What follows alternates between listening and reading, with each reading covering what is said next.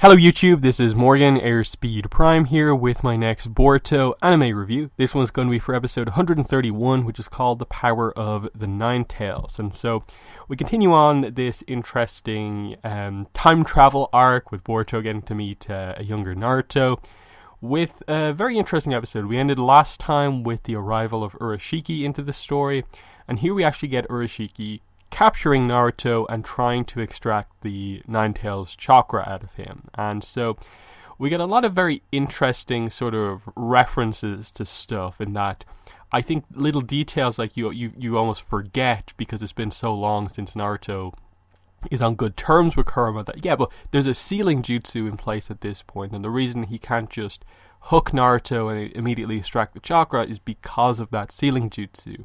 I believe the way that sealing jutsu is described to us was that it will obviously seal the Nine Tails in Naruto, but it will also allow it to sort of leak out and just kind of disperse itself through Naruto's body, so that it gives him the ability at some point in his life to try and kind of harness it himself. So that explains, a lot of the details they were talking about here, about why Urashiki was kind of shocked about it leaking out and stuff like that. So that was really cool. They got the details on the sealing jutsu correct. Plus, they basically revealed over the course of the episode that Urashiki is just sort of weak to sealing jutsu, in that I don't know who did it. It was probably Jiraiya. Put some sort of a sealing jutsu on Sasuke that basically, I suppose, stopped his chakra from being extracted. That was a pretty cool, tactical type thing that they did. But, the main focus of this episode was definitely the, Naruto going into, the one-tailed, Kurama chakra form thing, the what's it called? Nine Tails chakra cloak at this point, I suppose, one tail. And Boruto getting to see Naruto like that and his reaction to it, and that this is the time where he fully realizes it. Like, Naruto's told stuff in the past about, this is the way things were for me, but he actually gets to experience it here for the first time, that this was the struggle of Naruto with the Nine Tails inside of him, the idea that he is targeted because of this, but then also has to deal with these, this thing happening to him, like his body sort of being taken over by an angry nine-tailed fox. And I really like the scene of Boruto trying to talk it out, trying to get through to Naruto, and he sort of does. I think that what they were trying to get across in the scene was the idea that when Boruto touches Naruto, it's like the Nine Tails chakra can also sort of work with him in a way, that there's a sort of connection because obviously Boruto is Naruto's son, so he almost helps to ease the burden in a way of the Nine Tails chakra on Naruto, and it almost snaps him out of it. But we get the kind of big moment of the episode, which is that Boruto gets scratched by Naruto in this mode, and they don't linger on it too much, but the idea of Boruto having this kind of slight fear of Naruto in this form. And then when Urashiki eventually escapes because they get Naruto back, the aftermath of it and the conversation with Jiraiya, which is definitely the best, I think, part of the episode, of just finally Boruto from someone else gets the full story of Naruto, the idea that he was ostracized and hated by the village because, this is one of those ones where, has it just not been told to them, the attack on the Leaf Village by the Nine-Tailed Fox? I'm sure it's part of history, but they maybe Boruto, until Jiraiya says it here, hadn't fully connected the dots of the reason the village was saved was because, from Boruto's perspective, my grandfather sealed, his son with the sealed Kurama inside his son, and it adds an extra layer to it in that, I think the third Hokage said very early on in the series, in a way, Naruto should be treated as a hero because of what he allowed to happen,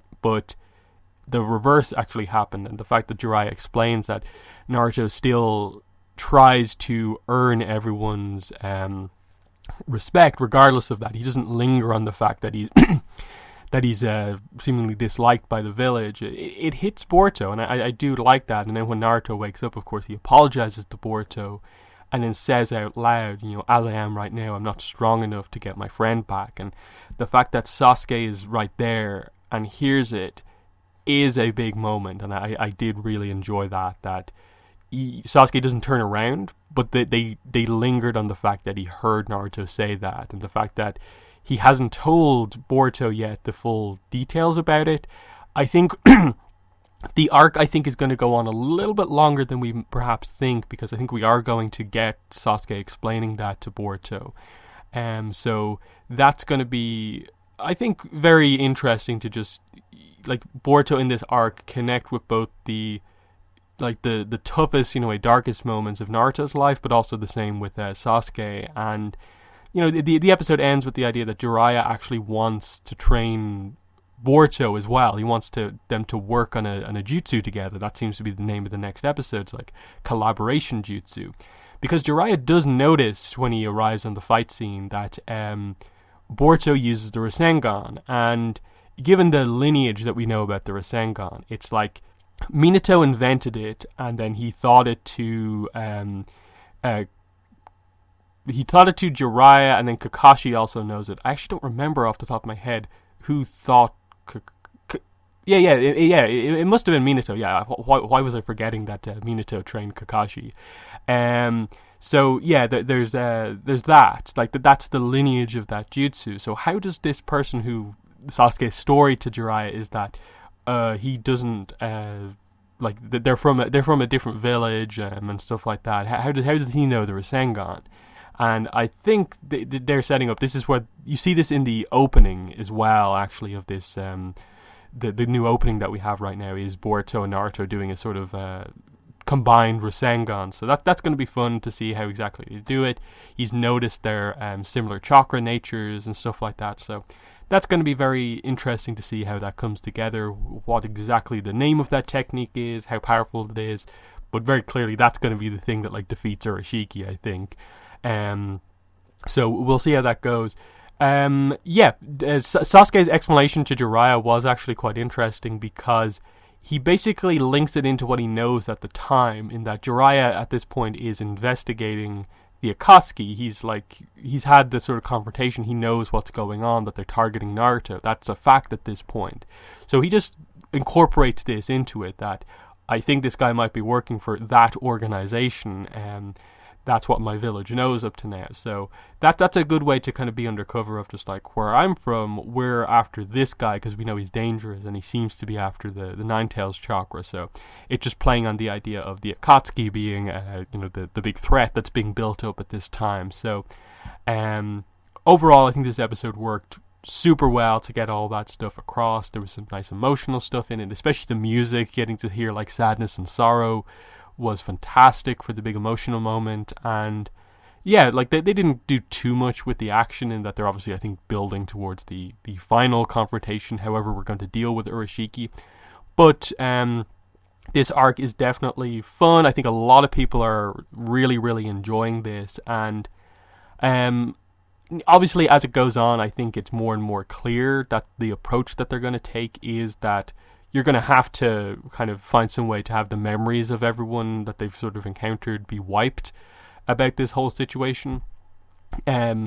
Just because it feels like Jiraiya and Naruto are getting a little bit too close to the full truth of this, and that can't sort of be allowed to just kind of stick as is. So I assume the turtle will reactivate and probably at the end of the arc and just reveal that it actually has the ability to sort of wipe people's memories of the time travel event or something along those lines.